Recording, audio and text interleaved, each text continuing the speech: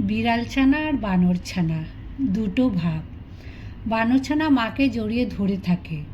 তার মা এ গাছ থেকে ও গাছে লাফায়, কাজেই তার হাত ফসকে পড়ে যাবার ভয় থাকে। আর বিড়ালছানাকে তার মা যেখানে যেভাবে রাখে, হেসেলে কি আস্তা করে কি বিছানায়, তাতেই সে খুশি। সে কেবল মেউ মেউ করে মাকে ডাকে। তার 16 আনা নির্ভরতা, পূর্ণ আত্মসমর্পণ।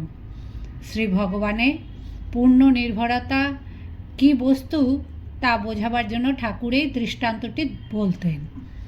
শ্রী ভগবানে পূর্ণ আত্মসমর্পণ, এইটি নিখিল শাস্ত্রের সার এবং সাধনার শেষ কথা। বিড়ালছানার কি নির্ভরতা! কোনো অবস্থাতেই তার এতটুকু অনুযোগ নেই।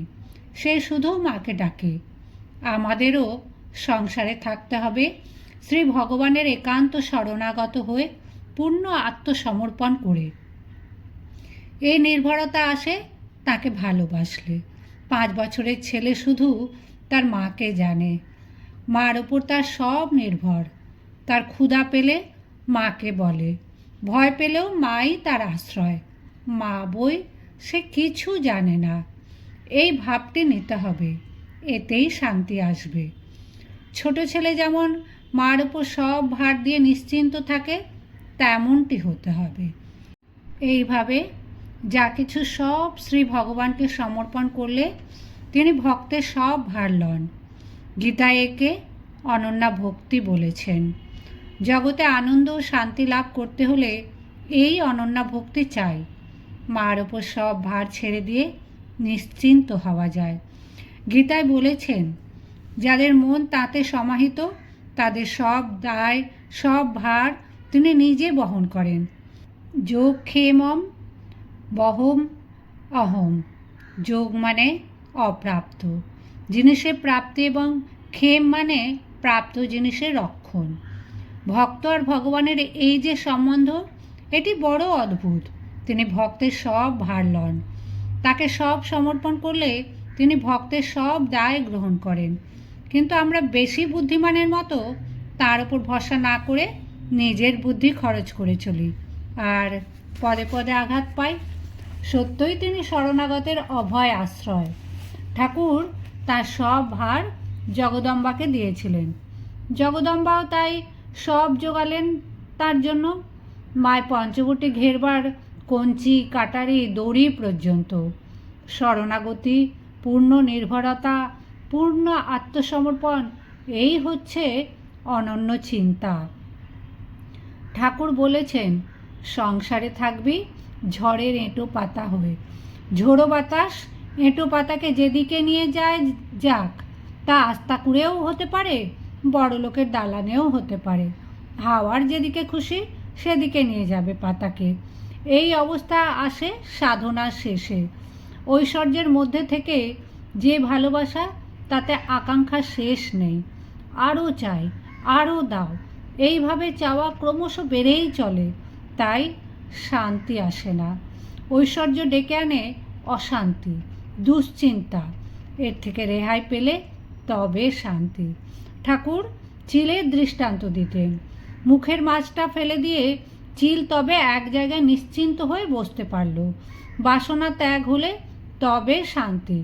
নচেত টাকা গয়না অসুখ বিসুখের জন্য দুশ্চিন্তা হবেই। আসল জিনিস সত্য, ধর্ম, ভগবান। সব ছেড়ে যদি তাঁর ওপর টান ও ভালোবাসা হয়, তা সবচেয়ে সুন্দর। মনের স্বাভাবিক চঞ্চলতা বিষয় বাসনায় আরও বেড়ে যায়। শান্তির পথ আছে, আমরা সে পথে যাই না। আমরা দেহ সুখের আসক্তিকে নোঙর ফেলে বসে আছি। 4 জন মাতাল নৌকা বিহার করবে বলে নদীর কিনারে যেয়ে একটা নৌকায় উঠে বসলো। একজন ধরলো হাল, 3 জন ধরলো দাঁড়। তারা সারা রাত ধরে দাঁড় টানলে, ভাবছে নৌকা বেশ চলেছে। যখন ভোর হলো, নেশাও একটু ফিকে হয়ে এসেছে। হঠাৎ হুঁশ হলো তারা যেখান থেকে রওনা হয়েছিল ঠিক সেখানেই রয়েছে। কি ব্যাপার? না, নোঙর তোলা হয়নি। সমস্ত রাত তারা এক জায়গায় বসেই দাঁড় বেড়েছে। ঠাকুর এই গল্পটি বলতেন। আসক্তির নোঙর তুলতে না পারলে সব পরিশ্রম ব্যর্থ। যতই সাধন ভজন জপ তপ করো, আসক্তি থাকলে কিছুই হবে না। আগে আসক্তি নোঙর তুলে ফেলো। ঠাকুর আরও একটা গল্প বলতেন। একজন চাষি সারাদিন পরিশ্রম করে নালা কেটে খেতে জলসেচ করেছিল।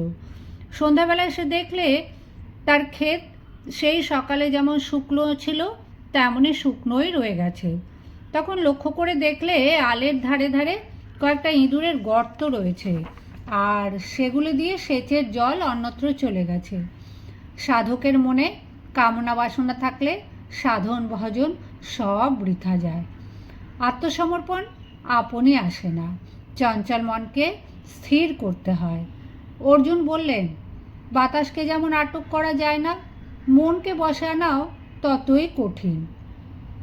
শ্রীকৃষ্ণ বললেন, কিভাবে মনকে বসে আনতে পারবে? শোনো।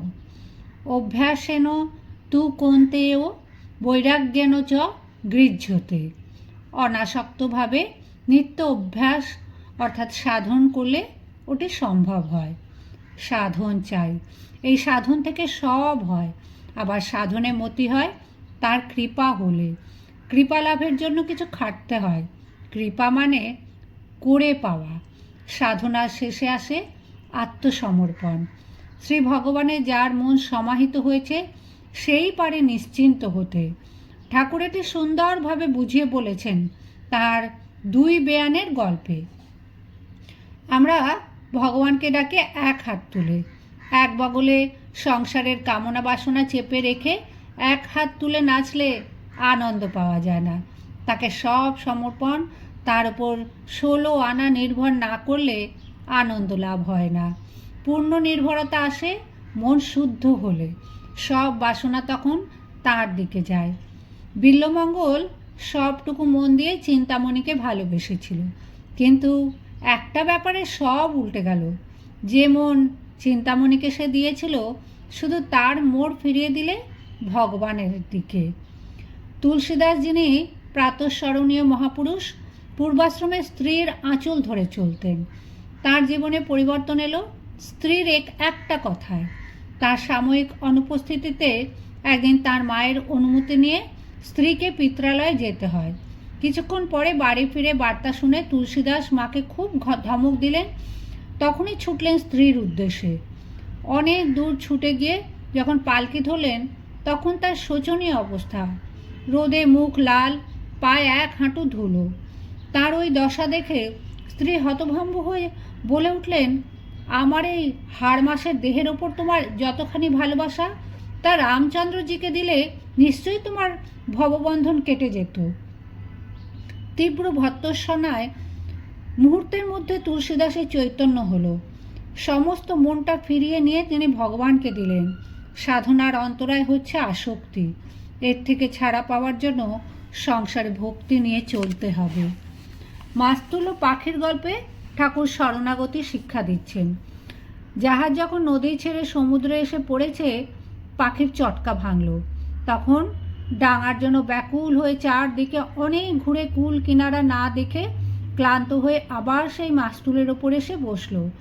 সংসারের জ্বালা যন্ত্রণায় অতিষ্ঠ হয়ে মানুষ একদিন বুঝতে পারবে যে ভগবান ছাড়া গতি নেই, একমাত্র তাঁর শরণ নিলে তবে শান্তি। গীতা শেষে শ্রী ভগবান বলছেন, অর্জুন, তোমাকে এখন গুহ্য হতেও গুহ্যতর কথা শোনাচ্ছি। ঈশ্বর সর্বজীবের হৃদয়ে থেকে তাদের মায়া যন্ত্রে চড়িয়ে ঘোরাচ্ছেন। কায়মনো বাক্যে তার শরণাগত হও। তার কৃপায় পরা শান্তি ও শাশ্বত পদ লাভ করবে। অর্জুনকে উপলক্ষ করে ভগবান জগৎবাসী সকলকেই বলছেন, আমি আমার ভাবে বদ্ধ হয়ে অবিরত ঘুরছি। এই দশা থেকে উদ্ধার পাবার উপায় তমেব শরণম গচ্ছ সর্বভাবেন ভারত। পূর্ণ নির্ভরতা, আত্মসমর্পণ। সর্বভাবে তার শরণাগত হতে হবে। ভাবের ঘরে এতটুকু চুরি চলবে না। সব আসবে ভালোবাসার ভেতর দিয়ে। নিজের জন্য যত ভাববে ভগবান তত দূরে সরে যাবেন। সংসার মানে যাতায়াত। শ্রান্ত হয়েছি, আর যে পারি না দীর্ঘ পথ চলতে। এবার রেহাই দাও প্রভু। এ ভাব না এলে তাকে পাওয়া যায় না। তাই মন মুখ এক করে তার শরণাগত হও, তবে পাবে তার কৃপায় পরার শান্তি। দ্বিতীয় পথ নেই। তার পাদপদ্মে জড়িয়ে ধরো, কামনা বাসনার মোড় ফেরাও, তাকে কামনা করো, তাতে আসক্ত হও।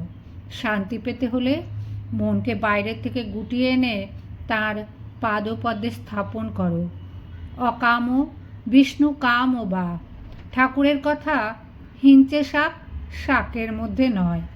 তাকে চাও, যাকে পেলে সব পাওয়া হয়ে যায়। সেই অন্তর্যামীকে আশ্রয় করো, যার চেয়ে শ্রেষ্ঠ লাভ আর কিছু নেই।